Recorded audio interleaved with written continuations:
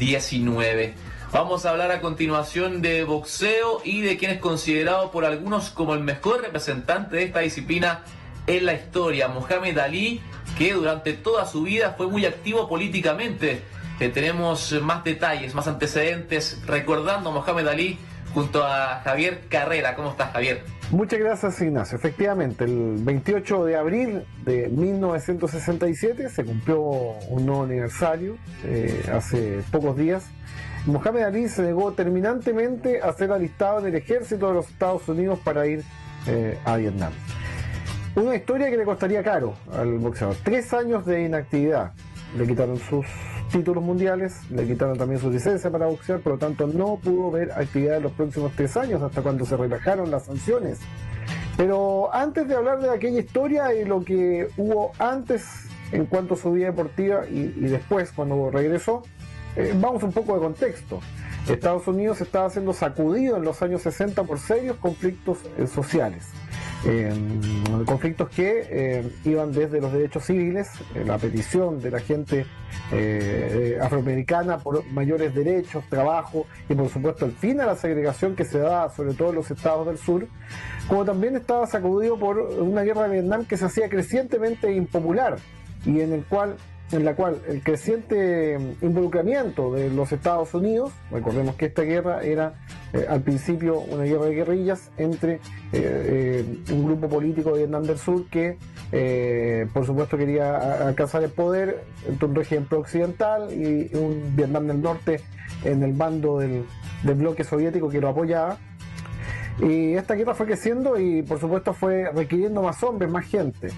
El draft, cierto servicio militar, iba perjudicando sobre todo a las capas más desprotegidas de la población norteamericana. Estamos hablando de los afroamericanos, justamente los latinos, y en general la gente que no tenía influencia suficiente para poder sacarse un poco este servicio militar que implicaba, sin lugar a dudas, de forma inevitable, un tour por esa horrible guerra de Vietnam. Y por otra parte tenemos a Mohamed Ali, que luego de conseguir su triunfo, su título mundial, o reconfirmarlo, porque se lo quitaron en algún momento en 1965 ante Sonny Liston, que se fue involucrando a partir de aquella época, 64 o 1964-65, con la Nation of Islam, un grupo religioso islámico y por el cual cambió su nombre, y que sería un grupo que sería muy influyente en la vida del afamado boxeador estadounidense. La negativa a ir a la guerra ya tenía un año de vigencia. Fue en 1966 cuando Ali pidió ser considerado objetor de conciencia y por motivos religiosos no tener que cumplir con la obligación militar. Revalidó su título mundial es AMB, que sumó lo obtenido de la CMB en 1965, 3 veces por segunda vez a Sonny Liston. Ali hasta ese momento, 1965, no había sido considerado apto para ingresar en las filas del ejército estadounidense por sus problemas de dislexia. Pero sin embargo, lo volvieron a llamar y efectivamente él se niega a ir.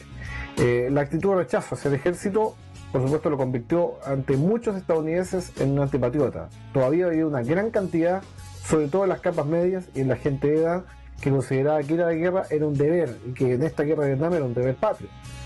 Generalmente los más jóvenes, los universitarios, la gente de tendencia política más de izquierda en los Estados Unidos, la gente que estaba formándose, estaba creciendo, sobre todo entre la juventud, la New Left, como se llamaba en esa época, por supuesto estaba en contra. El 28 de abril de 1967 da su nombre definitivo. Se presentó en un centro de reclutamiento del ejército en Houston, en Texas, y se negó a obedecer. No respondió ni cuando le llamaron por su nombre pre-1965, Cassius Clay, ni tampoco por el de Mohamed Ali, y pese a la amenaza de condena por deserción, no abrió la boca. Esto le costaría finalmente a Mohamed Ali carísimo, como decimos. La Comisión Atlética del Estado de Nueva York le retiró la licencia de boxeador y el título mundial, pero además fue condenado a 5 años de prisión y $10.000 de multa. No reclamó, no apeló, ¿cierto? Mohamed Ali, y no fue hasta 1970 cuando el Tribunal de Nevada le dio la razón en el terreno deportivo, y un año después la Corte Suprema dejó sin efecto la sentencia de cárcel. Volvió en 1970, pero aún tenía pendiente la pena de cárcel por deserción. Él planteaba siempre cómo voy a pelear una guerra contra alguien que no me hace daño. A mí los que me tratan de negro o me dicen otros epítetos no están en Vietnam. No es una guerra a la cual yo quiera pelear. Fue un cuestionamiento que muchos se comenzaron a hacer y que comenzó a ser muy impopular esta guerra, que finalmente terminaría con el desenvolvimiento de Estados Unidos a través de la estrategia de vietnamización del presidente Nixon, que asumió en 1969, curiosamente un republicano, y finalmente con el Acuerdo de París, que significaría el fin del involucramiento directo de los Estados Unidos en la guerra en 1973, a cambio de la liberación de los prisioneros de guerra que estaban por cientos en las cárceles, sobre todo en la capital norvietnamita en Hanoi. 3 años entonces estuvo fuera Mohamed Ali, sin competir, pero el 26 de octubre de 1970 pudo regresar y ganó su combate de regreso ante Jerry Quarry. Luego le ganó a un recordadísimo Oscar Ringo Bonavena el 7 de diciembre, pese a todo lo que bravuconeó el argentino, de un estilo espectacular para pelear, pero sin embargo Mohamed Ali ganó. Pero de todas maneras sus facultades seguían intactas, pero empezó a muchos de su rapidez en cuanto al combate a perder un poco de efectividad, a perder un poquito de rapidez y de velocidad en esquivar golpes, por ejemplo. Y finalmente se enfrentaría ante Joe Frazier por la primera opción para recuperar el título mundial que le había sido arrebatado. Pero Frazier se impuso finalmente en aquel combate. Mohamed Ali terminó el enfrentamiento, pero la decisión de los jueces fue unánime a favor de Joe Frazier y por lo tanto le quitó el invicto a Mohamed Ali y no pudo recuperar en aquella oportunidad el título. Dicen que aquella estación sin pelear que tuvo Mohamed Ali le costaría caro, justamente.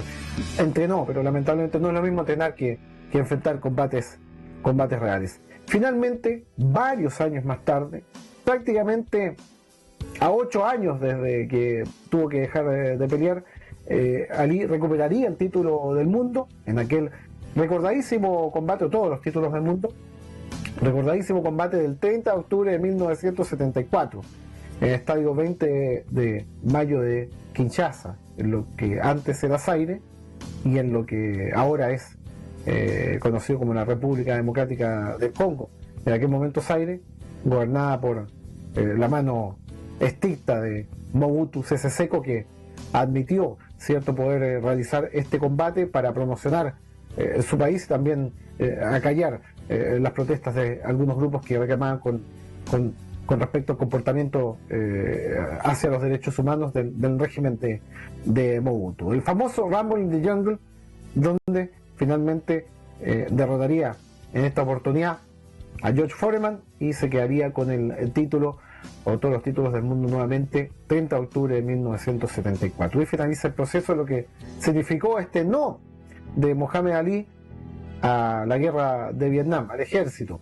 Una actitud que en aquel momento puede haber sido o haber parecido antipatriota, pero recordemos que la guerra efectivamente, a diferencia de lo que pensaba la gente de edad en aquella época, no era la misma guerra que se libraba contra un régimen opresivo, cierto, como el régimen nazi en la Segunda Guerra Mundial.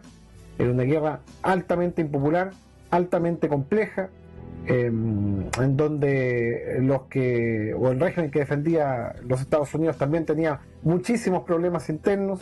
En un momento prácticamente había un intento de golpe de Estado cada 3 días, y por lo tanto se fue llenando de impopularidad esta guerra de Vietnam, y la actitud de Mohamed Ali fue aplaudida, por supuesto, por muchos grupos de derechos civiles, que en todo caso tampoco estaban tan amigos con Mohamed Ali, sobre todo después de su ingreso a Nación del Islam, a este grupo religioso que por supuesto acogió al campeón del mundo. Deporte e historia es lo que hemos querido presentar esta oportunidad y lo que seguiremos presentando en los próximos días, Ignacio. Muchísimas gracias, Javier, por ese enlace.